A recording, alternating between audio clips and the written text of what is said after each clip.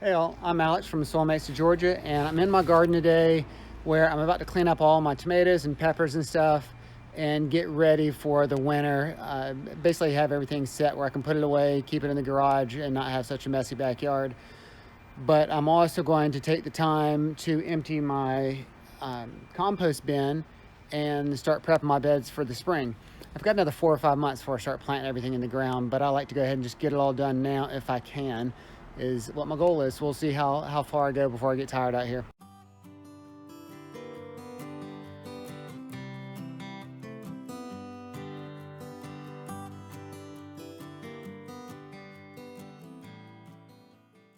Before I get going disassembling everything out here, I wanted to show some of what I left out here, most of it by mistake, but just didn't really get to it. So I had some old tomatoes, hopefully that shows up a little bit there, and they're all just gushy and nasty now. I had a lot of peppers. These were actually ready, and I could have picked them. There were a bunch here and further down the line here of peppers, but for the most part, everything just died off. Blueberries and all that stays, but like on my cherry tomatoes, well, actually that one's still good. No, it's not. Nasty. But peppers, I had some great ones here that were ready to be picked, and it got down to 20 last week, and this is just nasty. It's like it's waterlogged. It's all the cellulose in there is broken down. But I had a ton of peppers here I could have gotten, and I just didn't get to it. The garden survived when it got down to 32, and I guess it had to be a little bit below. Maybe it was getting some heat from the house that was kicking back on it and saved it. It was just brief enough not to do enough damage.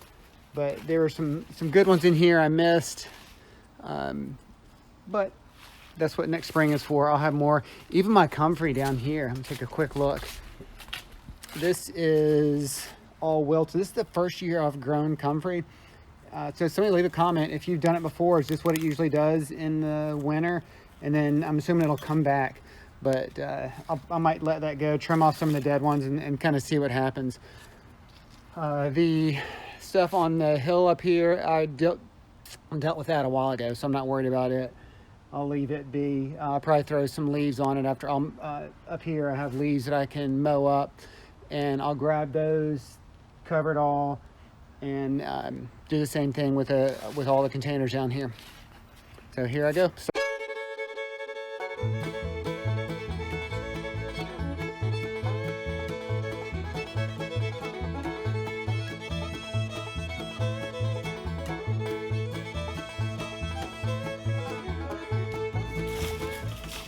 Look how big that is. That's some serious, that's a serious stalk for a tomato plant. It's pretty cool.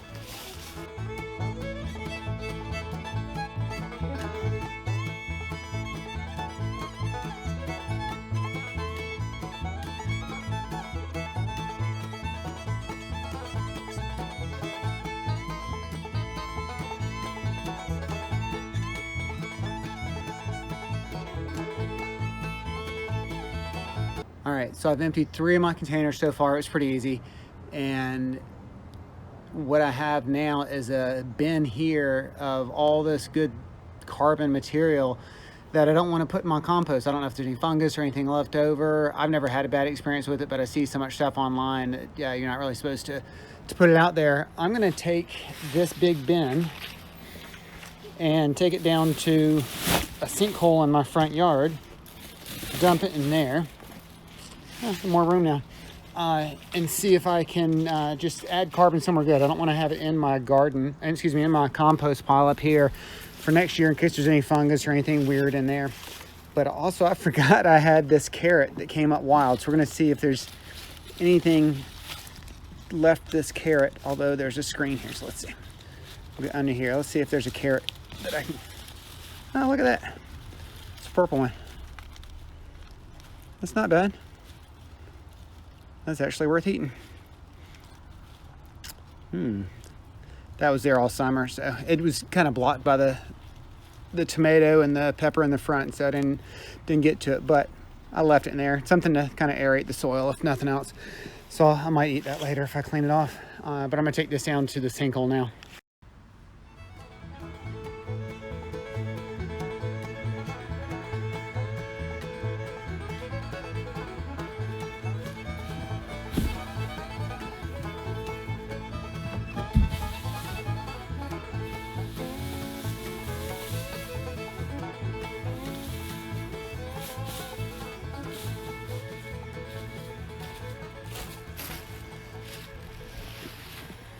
So all I do is just dump stuff in here.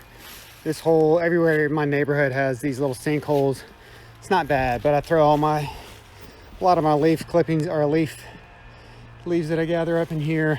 Any kind of carbon I can put in there. Better to put it here than a landfill. But this is worth showing too.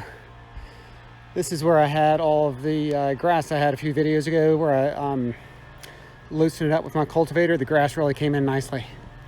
So I'm psyched about that. And I'm out of breath. I'm not kidding. This is my pepper. It's a pretty good width there. I couldn't even get the clippers through it. If I'm standing in front of it. If I couldn't even get the clippers through it for a little while, I had to use both hands. I thought I was gonna have to grab my loppers, but I got through. But that is a serious, like strong stem or trunk for the peppers. That's why they were so good this year. It really did well. So I'm happy about that.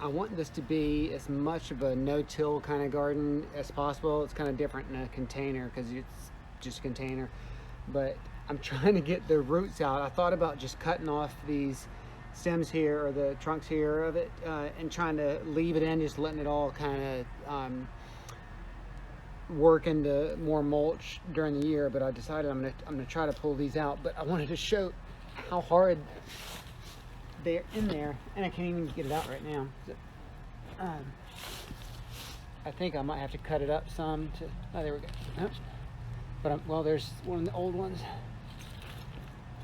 But I'd like some of these roots to rot in there, but also I don't want, if there's any fungus in there, I don't want it staying in there either. Look at that, so much for not disturbing the soil. Look at that root layer. That was an amazing tomato there. That thing was huge. That's not throw it back in there. Wow, look at that. That was, I think I treated it right. It was good soil this year. Fertilized it enough, but not too much. But look at all that.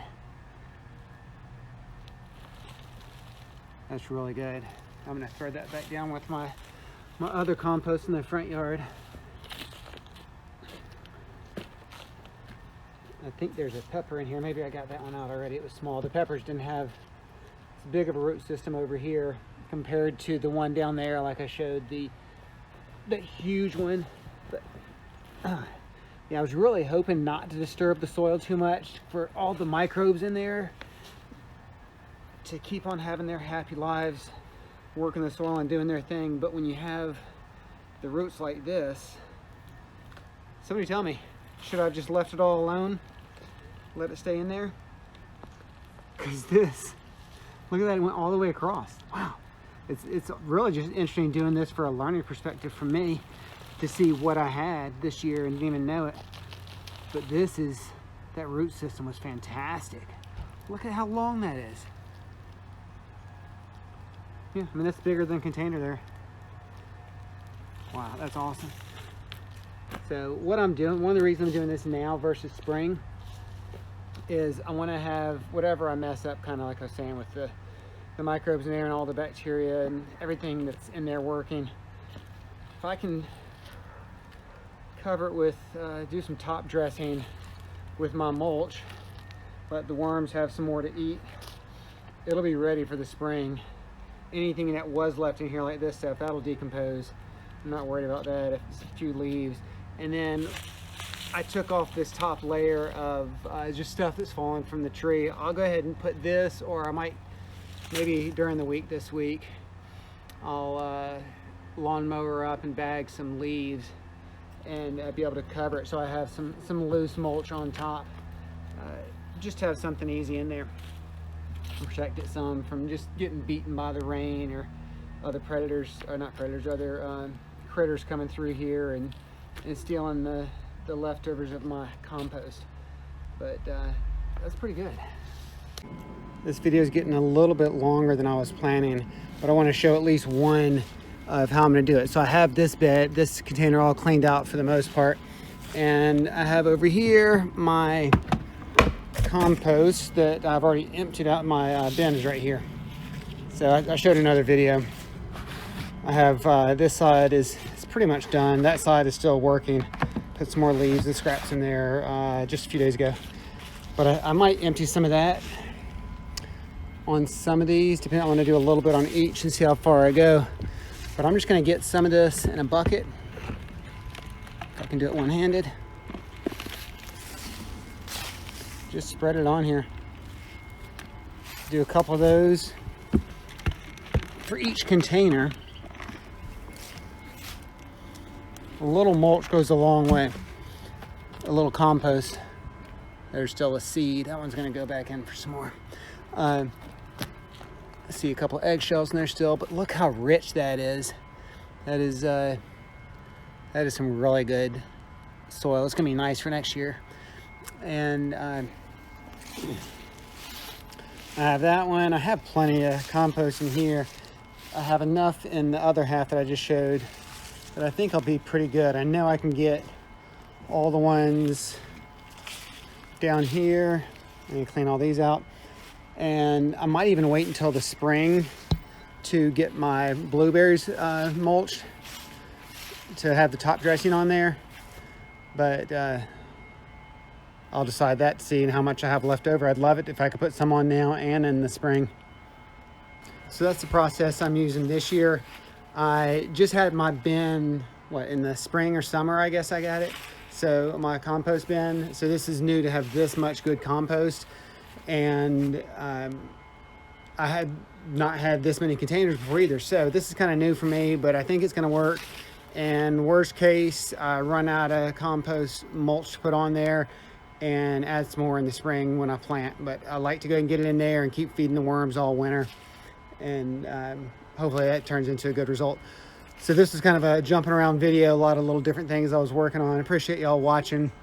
We'll have another video. It might be a few weeks this time. Susie's finished with mountain biking season, so she's going to be back with me on some of these soon. Hopefully have one of her own. And we'll be back with something new eventually, hopefully in just a week or two. Talk to y'all later, and thanks again for watching. Bye-bye.